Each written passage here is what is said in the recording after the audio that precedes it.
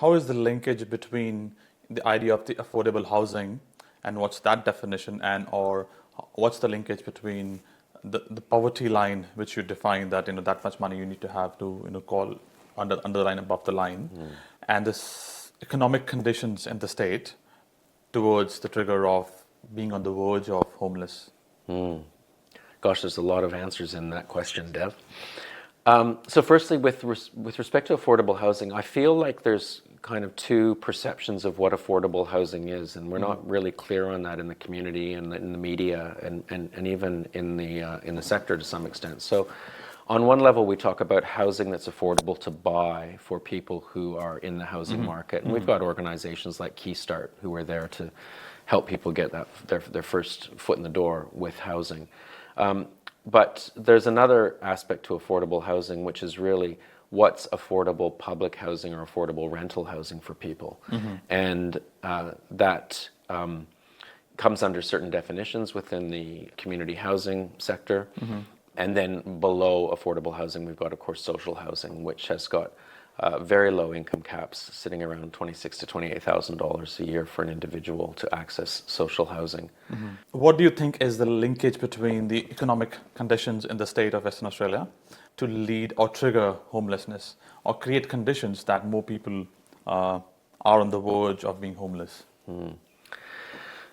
So post-COVID, we've seen lots of change in our society and in our community and in our economy.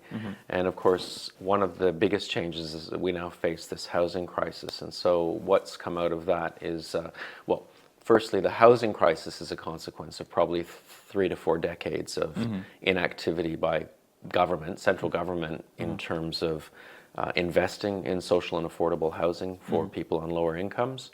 And that's come home to roost now, of course, with the serious lack of social and affordable housing in the market.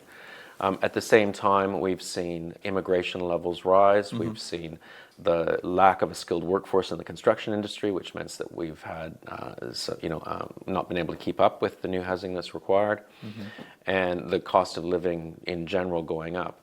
And all of that's created a perfect storm where even people who are on a relatively good income are finding it very difficult to find affordable rentals. An affordable rental is defined as less than 30% of your weekly income. And we know that in Perth, the median rental rate is much higher than that now. So the tipping point for many people is that they have a reason to move. Either they're asked to move by a landlord because the landlord wants to take back the property, or they need to relocate.